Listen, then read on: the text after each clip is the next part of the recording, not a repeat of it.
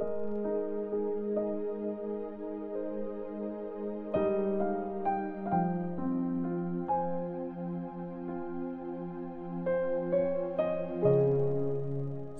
Corinthians chapter 10. Pinagtanggol ni Paul ang ministry niya. Sabi ng iba, maamo ako pagkaharap ko kayo, pero matapang pag malayo ako sa inyo. Well, ako mismong si Paul ang nakikiusap sa inyo.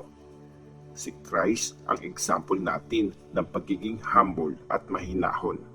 Kaya please, huwag niyong hayaang mapilitan ako magsalita ng mabigat sa inyo pagpunta ko dyan. Kasi, for sure, magagawa ko talaga yon sa mga nagsasabing makamundo raw kami, na puro selfish na motibo lang ang sinusunod namin. Oo, nabubuhay kami dito sa mundo, pero hindi kami nakikipaglaban ayon sa paraan ng mundo. Hindi armas ng mundo ang ginagamit namin sa laban. Yung makapangyarihan na armas ng Diyos ang ginagamit namin para mangwasak ng mga kampo ng kalaban. Sinisira namin ang mga maling pangangatwiran, saka pinapabaksak namin ang lahat ng pagyayabang na kumukontra sa mga tao na makilala ang Diyos. Hinuhuli namin ang bawat iniisip ng tao at pinapasunod namin yon kay Christ. At pag nakita naming sinusunod niya na talaga si Christ, ready na kaming parusahan yung mga ayaw sumunod. Tumitingin kayo sa Barnabas lang. Well, kung confident kayo at iniisip nyo kay Christ nga kayo, tandaan nyo, ganun din kami. Alam kong hindi ako mapapahiya kahit medyo pinagyayabang ko sa inyo ang authority na binigay sa amin ng Panginoon.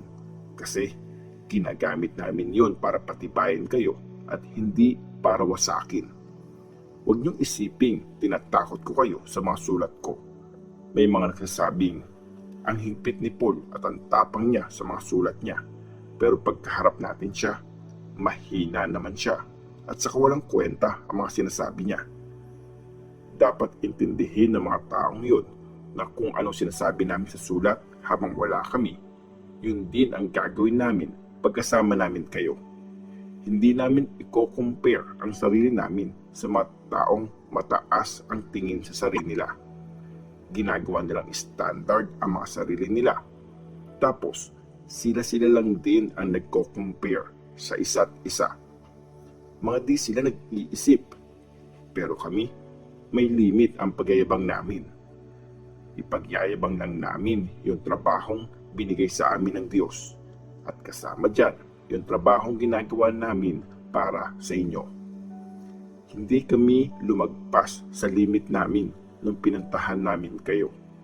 Actually, kami ang unang nagdala sa inyo ng magandang balita tungkol kay Christ. Hindi namin pinagyayabang yung trabahong hindi naman sa amin. Yung trabahong hindi naman kami ang gumawa. Ang gusto namin, sana mas tumibay pa ang pananalig nyo para lumawak pa ang sakop ng work namin sa inyo. Tapos, may pipreach namin ang magandang balita sa iba pang mga bansa bukod sa inyo nang hindi namin pinagyayabang ang pinaghirapan ng iba. Sabi nga sa scripture, kung may gusto magyabang, ipagyabang niya ang ginawa ng Panginoon. Kasi hindi yung mga taong pumupuri sa sarili nila ang tinatanggap ng Panginoon. Ang talagang okay sa Panginoon ay yung taong pinupuri niya.